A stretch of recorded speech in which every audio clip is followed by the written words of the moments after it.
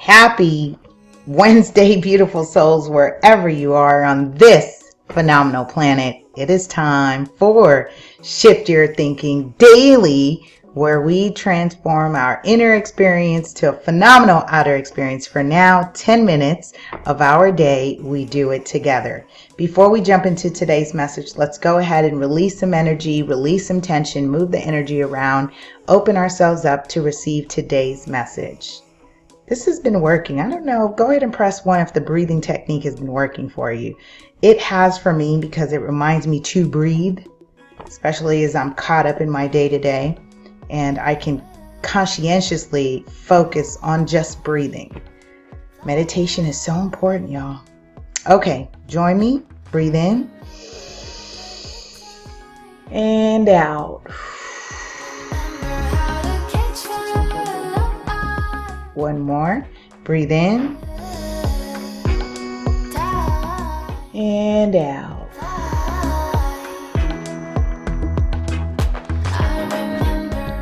All right. Go ahead and let me know how you feel. How's your spirit today? If no one's asked you, I'm asking you. How are you feeling? I'm feeling rested. Today's my off day. Even though I do the show, I literally had to shut it down. And even though in my mind I was at the beach and I was going to do all these wonderful things on my day off, all I did was sleep. And you've got to listen to your body. So I am grateful that I was able to shut it down and rest. So I'm feeling rested.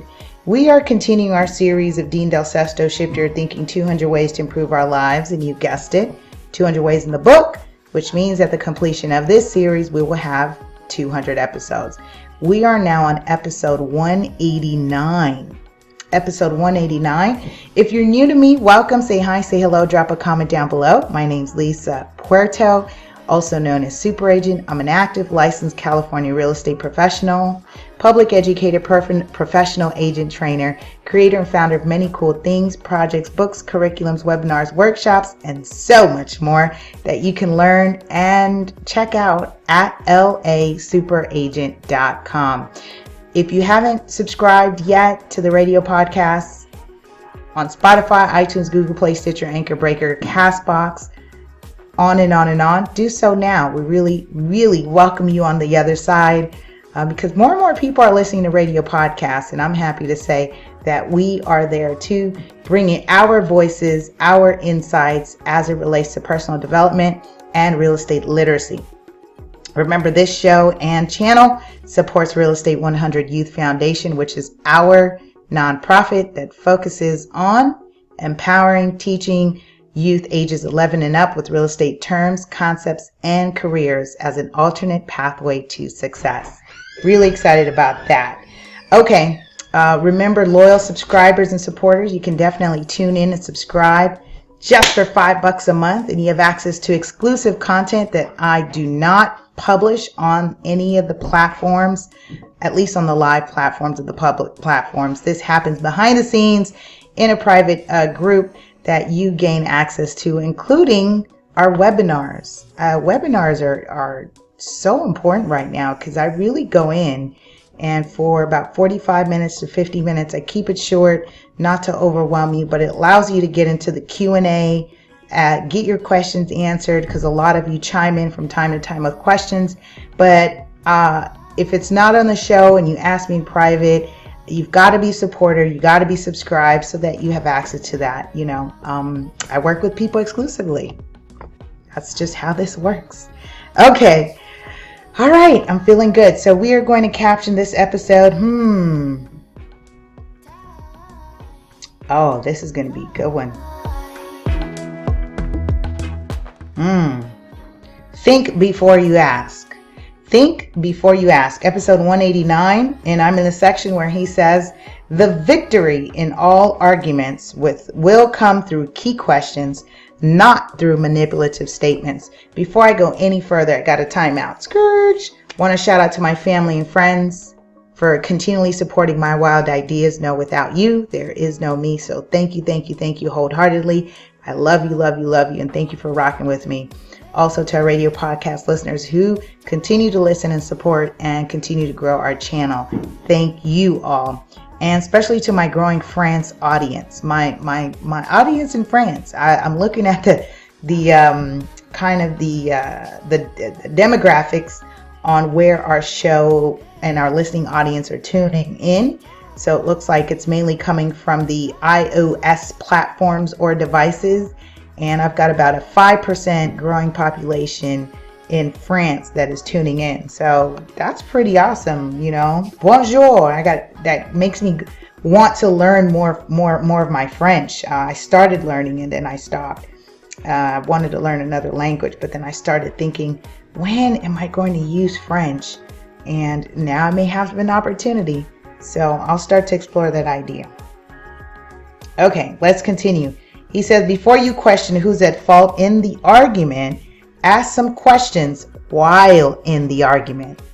You have to be arguing, quote unquote, arguing, air quotes, right? Air quotes around arguing with a logical person, because I don't do arguments.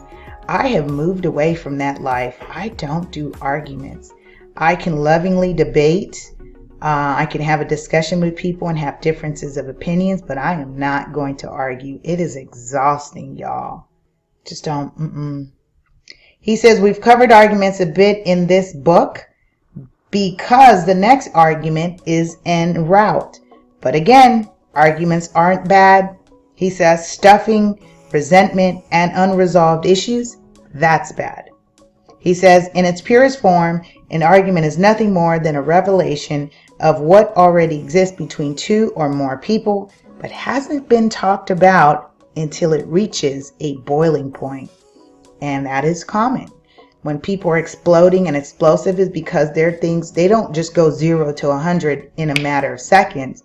These are things that have built up over time. He says, then it becomes an argument, all because it wasn't dealt with early. He says, unfortunately, two or more people bantering around statements in the height of emotion makes for a spectator sport more than it does progress. The destruction that takes place while emotions dominate over reason leaves a trail of hurt behind. Nothing sporting about that.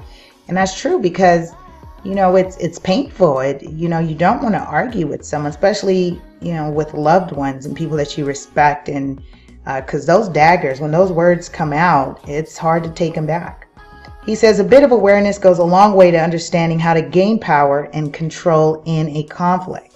Not to win it, but to resolve it reasonably. And that goes back when I said logical mind, reasoning with people. And not most people are capable of being able to have, quote unquote, arguments in a reasonable way or a logical way. They're emotionally charged and they might be wrapped around being a right fighter.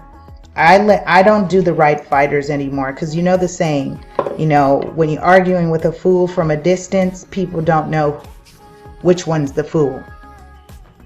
He says it's a little known truth that as humans, it is difficult to be angry and curious at the same time. It's psychologically awkward. Moving to a curious disposition and into inquiry is where you'll end up after all the emotion subsides anyway. He says it's in the inquiry where we discover what is real, where we may have been at fault, and what is needed to facilitate understanding and reconciliation.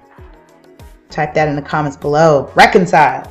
Questions are the arsenal to kill the argument before the argument kills the relationship. With that, I invite you today to think. Think before you ask. And think, am I emotionally charged? Am I in a space to ask the appropriate questions that don't continue to fuel the argument? Think before you ask today. All right, that's my time. Love you, love you, love you. Have a powerful and productive day. See you tomorrow as we continue our series of Shift Your Thinking. Bye.